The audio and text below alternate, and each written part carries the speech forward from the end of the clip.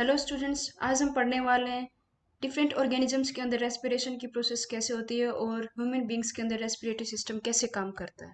Start करते हैं plant से। प्लांट के अंदर डिफरेंट पार्ट्स के अंदर डिफरेंट डिफरेंट रेस्पिरेटरी ऑर्गन्स होते हैं जो ब्रीदिंग में हेल्प करते हैं। स्टार्ट करते हैं लीफ से। लीफ के पास स्टोमेटा होता है जो लीफ की सरफेस पे प्रेजेंट होता है। एक पोर लाइक स्ट्रक्चर होती है जिसमें से ऑक्सीजन प्लांट के अंदर जाती है और कार्बन डाइऑक्साइड बाहर निकलती है। तो लीफ के पास है स्टोमेटा, जबकि स्टेम के पास है लेंटिकल्स जो उसके स्टेम पे पोर्स लाइक स्ट्रक्चर प्रेजेंट होती है। इन्हीं लेंटिकल्स की हेल्प से प्लांट के अंदर ऑक्सीजन अंदर जाती है और कार्बन डाइऑक्साइड बाहर निकलती है। प्लांट की जो रूट्स हैं उनके पास होते हैं रूट हेयर्स, जिनकी हेल्प से प्लांट सोयल में से ऑक्सीजन लेते हैं और कार्बन डाइऑक्साइड को रिलीज करते हैं। नेक्स्ट है कॉकरोच। यहाँ हम देखेंगे इंसेक्ट्स के अंदर। तो जो इंसेक्ट्स होते हैं उनके बॉडी सरफेस पे कुछ स्मॉल ओपनिंग्स प्रेजेंट होती हैं जिसको स्पेरिकल्स बोला जाता है।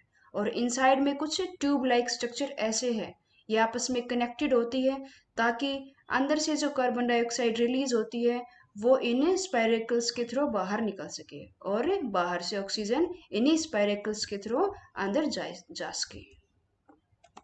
नेक्स्ट है अर्थवॉर्म। अर्थवॉर्म अपनी स्किन से रेस्पिरेशन की प्रोसेस करता है।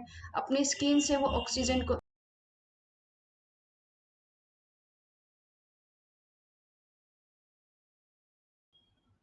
अब देखते हैं फ्रॉग के बारे में। फ्रॉग एक एम्फीबियन एनिमल्स में आता है। एम्फीबियंस वो होते हैं जो पानी के अंदर भी सर्वाइव कर सकते हैं और पानी के बाहर भी यानी जमीन पर भी। तो जब फ्रॉग पानी के अंदर होता है वो अपनी स्किन के थ्रू रेस्पायर करता है और जब बाहर होता है तो अपनी लंग्स के थ्रू रेस्पायर करता है। तो फ्रॉग के अंदर रेस्पिरेटरी ऑर्गन स्किन भी है और लंग्स भी। नेक्स्ट है फिश। फिशेस के पास गिल्स होते हैं जो as a respiratory organ perform करते हैं। तो फिशेस अपनी माउथ से पानी को अंदर लेके जाती हैं, फिर गिल्स जहाँ पर बहुत सारे ब्लड वेसल्स प्रेजेंट होती हैं वहाँ पर डिफ्यूजन के थ्रू इनसाइड कर लेंगी ऑक्सीजन को और कार्बन डाइऑक्साइड को बाहर निकाल देती है। नेक्स्ट है दूसरे एनिमल्स के अंदर इन सब के पास लंग्स प्रेजेंट होते हैं जो एज ए रेस्पिरेटरी ऑर्गन काम करते हैं। अब देखते हैं जो हमने यहाँ पढ़ा है। प्लांट के पास अलग अलग डिफरेंट जो पार्ट्स हैं उन सब में डिफरेंट ऑर्गन्स होते हैं जो एज ए रेस्पिरेटरी ऑर्गन काम करते हैं। लीफ के पास है स्टोमेटा, स्टेम के पास है लेंटिकल्स और रूट के पास है रूट हेयर। इंसेक्ट्स के अंदर ट्रैकियल सिस्टम होता है जहाँ पर उनकी बॉडी के सरफेस पे स्पेरिकल्स प्रेजेंट होते हैं जो एज ए स्मॉल ओपनिंग काम करते हैं। अंदर ट्यूब लाइक स्ट्रक्चर होती है जिसे ट्रैकिया बोला जाता है, दोनों आपस में कनेक्टेड होते हैं। तो इस तरीके से ट्रैकियल सिस्टम काम करता है। अर्थवर्म अपनी स्किन के थ्रू रेस्पायर करता है। फ्रॉग के पास स्किन और लंग्स दोनों प्रेजेंट होते हैं। जब पानी के अंदर होगा तब स्किन से रेस्पायर करेगा और जब पानी के बाहर होगा तब वो लंग्स के थ्रू रेस्पिरेशन करेगा। फिशेस के पास गिल्स होते हैं, जबकि एनिमल्स हैं, क्रोकोडाइल है, वेल है, उनके पास लंग्स होते हैं for their respiration. Well mammals के अंदर आती है इसलिए वो अपने लंग्स के थ्रू रेस्पायर करती है। नेक्स्ट देखते हैं जो ये रेस्पिरेटरी ऑर्गन्स हैं उनकी क्या करेक्टरिस्टिक्स होनी चाहिए। तो इनके पास लार्ज सरफेस एरिया होना चाहिए ताकि ऑक्सीजन इनफ अमाउंट में एंटर हो सके। उनकी जो परमेबल मेम्ब्रेन है जिसके थ्रू डिफ्यूजन प्रोसेस होती है वो थिन होनी चाहिए ताकि गैसेस आसानी से अंदर जा सके और बाहर आ सके। अगर थिक होगी तो डिफ्यूजन के प्रोसेस में थोड़ा टाइम लगेगा और वो टाइम हार्मफुल हो जाएगा। वैसे ही डिफ्यूजन के बाद ब्लड सप्लाई के लिए वहां पर ज़्यादा अमाउंट में ब्लड वेसल्स प्रेजेंट होनी चाहिए ताकि ट्रांसपोर्टेशन एक बार में ह्यूज क्वांटिटी के अंदर किया जा सके। उनकी जो सिस्टम है वो मॉइस्ट होना चाहिए ताकि डिफ्यूजन में ज़्यादा समय ना लगे। अब पढ़ते हैं ह्यूमन रेस्पिरेटरी सिस्टम के बारे में।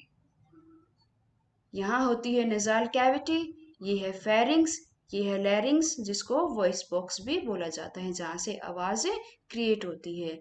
ये जो रिंग लाइक स्ट्रक्चर है ये है ट्रैकिया।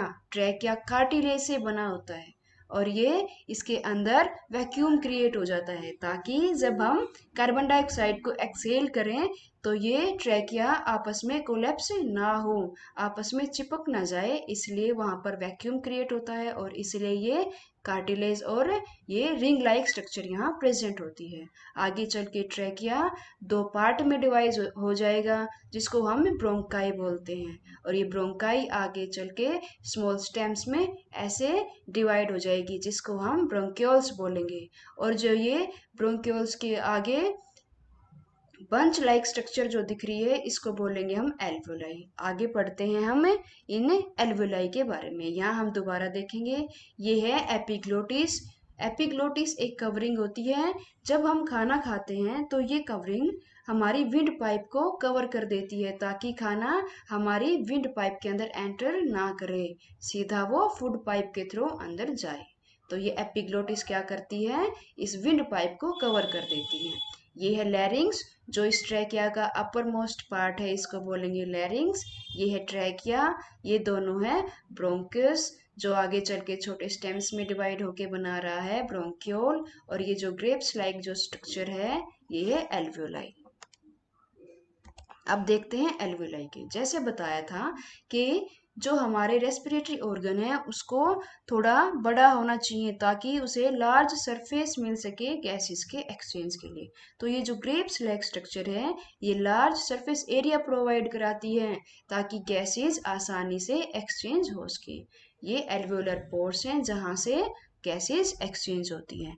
अब इसके पास लार्ज अमाउंट में ब्लड वेसल्स भी प्रेजेंट होना चाहिए ताकि जो लार्ज अमाउंट में ऑक्सीजन आया उसको डेफिनेटली उसको ट्रांसपोर्ट करने के लिए, तो यहाँ पर ये लार्ज अमाउंट में कैपिलरीज प्रेजेंट होती हैं ताकि गैसेस का आसानी से एक्सचेंज हो सके, ज़्यादा अमाउंट में गैसेस ट्रांसपोर्ट की जा सके।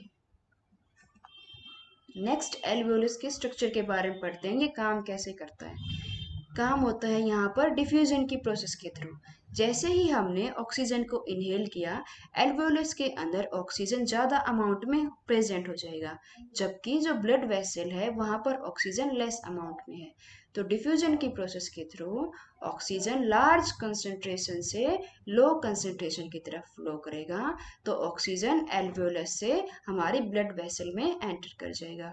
उसी तरीके से अब ब्लड वेसल कार्बन डाइऑक्साइड को लेकर आई हैं, तो ब्लड वेसल्स के अंदर कार्बन डाइऑक्साइड लेस अमाउंट में है, जबकि एल्वियोलस के अंदर तो लार्ज अमाउंट में ऑक्सीजन है। तो इसका मतलब यहाँ पर कार्बन डाइऑक्साइड कम है, तो कार्बन डाइऑक्साइड डिफ्यूजन की प्रोसेस के थ्रू ब्लड वेसल से एल्वियोलस के अंदर एंट्री ले लेगी और फिर यहाँ से लंग्स के थ्रू उसको एक्सेल कर दिया जाएगा। तो इस तरीके से हमारा एल्वियोलस काम करता है by the process of diffusion. हमने एक कंडीशन पढ़ी है निमोनिया, जो छोटे बच्चों में कॉमनली मिलती है। इस निमोनिया के अंदर क्या होता है, जो हमारे एल्वियोलाई हैं, जो गैस एक्सचेंज सरफेस एरिया है एल्वियोलाई, उसके अंदर कुछ लिक्विड फॉर्म में कुछ पस इसके अंदर फिल हो जाता है, जिसकी वजह से गैसेस का ट्रांसपोर्टेशन सफिशेंट अमाउंट में नहीं हो पाता। तो ये निमोनिया के अंदर होता है ऐसी कंडीशन। इन एल्वियोलाई के अंदर कुछ पस और लिक्विड फिल हो जाएगा ताकि गैसेस ट्रांसपोर्ट नहीं होंगी, जिसकी वजह से पेशेंट को कई बार सांस लेने में भी दिक्कत होती है। तो ये था निमोनिया के बारे में। आगे एक बार हम रिवीजन करते हैं कि ह्यूमन जो रेस्पिरेटरी सिस्टम है उसमें हमने जो इनहेल किया है, जो ऑक्सीजन को हमने इनहेल किया है, उसका पाथवे का क्या है, वो कैसे कैसे ट्रेवल करती है। तो हमारे नोस्ट्रिल के थ्रू जाएगी वो हमारी नेजाल कैविटी के अंदर, नेजाल कैविटी से जाती है फेरिंग्स के अंदर, फेरिंग्स से जाती है लैरिंग्स, फिर ट्रैकिया, ट्रैकिया डिवाइड होके दो ब्रांच बनाता है जिसको हम ब्रोंकाई बोलते हैं, फिर ब्रोंकाई डिवाइड होके छोटे छोटे स्टेम्स बनाती हैं जिसको हम ब्रोंक्यूल्स बोलते हैं, और ब्रोंक्यूल्स के बाहर कुछ ग्रेप्स लाइक स्ट्रक्चर अटैच होती है जिसको एल्वियोलर बोला गया है। तो ये था रेस्पिरेटरी सिस्टम के बारे में। आई होप आपको समझ आ गया होगा। और अब हमने लास्ट में देखा कि जो ऑक्सीजन है या कार्बन डाइऑक्साइड है वो ब्लड के थ्रू ट्रांसपोर्ट हुई है। अब ब्लड के अंदर ऐसा क्या है जो ये चीज़ें ट्रांसपोर्ट हुई, तो ब्लड के पास होता है हेमोग्लोबिन पिगमेंट, जिसपे ये ऑक्सीजन बाइंड हो जाएगा और हेमोग्लोबिन उसको बॉडी के डिफरेंट डिफरेंट ऑर्गन्स तक पहुंचाएगा। तो हेमोग्लोबिन ट्रांसपोर्टेशन में हेल्प करता है। और जब ऑक्सीजन हेमोग्लोबिन के साथ बांड हो जाएगा तो उसको बोलेंगे हम ऑक्सी हेमोग्लोबिन। इसी तरीके से कार्बन डाइऑक्साइड ट्रांसपोर्ट करता है, लेकिन कार्बन डाइऑक्साइड हीमोग्लोबिन के साथ कम अमाउंट में ट्रेवल करता है। और जब कार्बन डाइऑक्साइड हीमोग्लोबिन के साथ बाइंड होगा उसको बोलेंगे कार्ब अमीनो हीमोग्लोबिन। यहाँ से क्वेश्चन भी बन सकता है कि ऑक्सीजन प्लस हेमोग्लोबिन को हम क्या कहेंगे, तो ऑक्सी हेमोग्लोबिन। लेकिन जो कार्बन डाइऑक्साइड है वो ज़्यादा अमाउंट में एज कार्बोनेट आयन ट्रेवल करता है, जबकि वो हेमोग्लोबिन के साथ बाइंड करके कम अमाउंट में बाहर आता है, rather than bio carbon dioxide ज़्यादा अमाउंट में बाहर निकल के आता है। तो ये पढ़ा था आज हमने रेस्पिरेटरी सिस्टम के बारे में। आई होप आपको समझ में आ गया होगा। Thank you so much for watching.